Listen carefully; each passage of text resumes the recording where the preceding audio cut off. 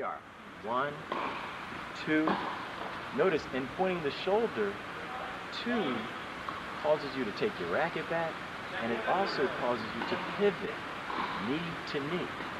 And of course, some people say that's just a turn, which it is. But we like you to think of it as pointing that shoulder. Why? Because pointing that shoulder is like a compass. It's pointing you in the proper direction to go to the ball. And you always have to ask yourself, did I go to the ball? Okay, so now we've gone to the ball, and we've focused on the first 3 things to do in stroke production. Pushing the wrist out 1, which is actually taking the racket back. More specifically, putting the racket face in front of the oncoming ball. Okay? 1. 2, pointing your shoulder toward that place where the ball is going to bounce. 3, on the forehand, your right foot takes you to the ball. Naturally, if it's far away, you have to run. Okay? And just before the bounce of the ball, then you go into your dance. Okay, now, we've stopped.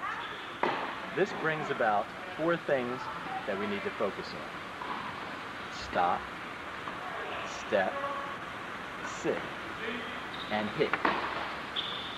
Okay? Now, when you hit, your wrist should follow the ball, and your shoulder's going to come to your chin. You don't have to make that happen. Just let it happen. On the forehand and you right-handers, your right shoulder is going to come right to your chin. When that happens, you know you're done with the stroke. You catch your racket, and you come back to the ready position. So there you go. We start in the ready position, and we end. Okay. And now let's talk about the backhand. Once again, starting in our ready position, feet shoulder length apart, arms extended, head forward. Slightly. Make yourself comfortable.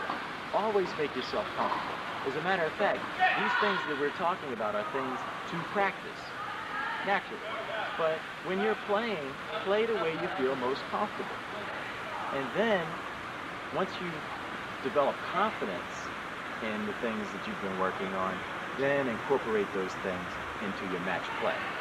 Okay? Now, let's talk about the backhand. Ready position. When you see it coming to the backhand, your left fingertips and thumb should pull the racket face in position. Forehand, we're pushing the racket face into position. Backhand, we're pulling the racket face in position. Now, did you notice how I got that grip? Okay, take a look at my hand here. Remember how we're holding it loosely prior to taking the grip, so that immediately when we get the inclination that it's coming to our backhand, then you see that? What I did was I opened my hand slightly and made sure that that knuckle over that index finger was right over that little 1/4 inch bevel, and my thumb's behind the hit. Now I'm in position. That should cover pretty much the important elements of stroke production on the forehand and backhand. Those things are called the mechanics. If we combine the mechanics, which can also be called the dance, with what Sidney Llewellyn, the coach, calls the song, then we're singing and dancing. If you sing and dance on the tennis court, you'll never worry. Llewellyn calls that, or what we're getting ready to talk about, the theory of correct returns. And this is what you do when you play. The theory of correct returns is hitting the ball back where the ball was hit from. In a way, it seems very simple. In tennis, once you learn how, it's very easy. The thing is this: if the ball was hit from cross court, you hit back cross court. If it was hit down the line, you hit back down the line. But the big key there is hit with more pace and more depth. That's the thing about those 3 things: the mechanics, the dance, the song produces the song and the dance, and then the theory of correct returns.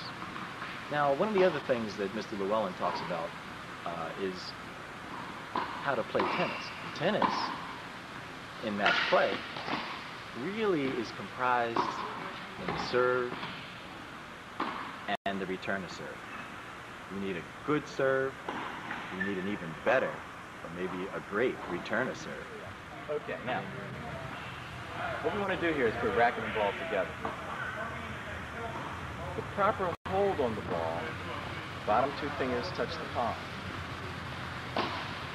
ball rests on those two. And you see that? Okay? And what we have is the top two fingers around and the thumb around. Okay? Now the reason for holding it that way is so that the ball doesn't spin off your fingertips. And another good thing to practice when you're learning to serve and getting into it is to start with your elbow up. Okay? Elbow and racket handle should point to the curtain. The reason I don't have my racket in my hand in this particular demonstration is because I want you to try this. It's a toss. After you toss, your left hand comes right to your heart. Notice the elbow tucked in? But while you're doing that, your right arm is going up, extending.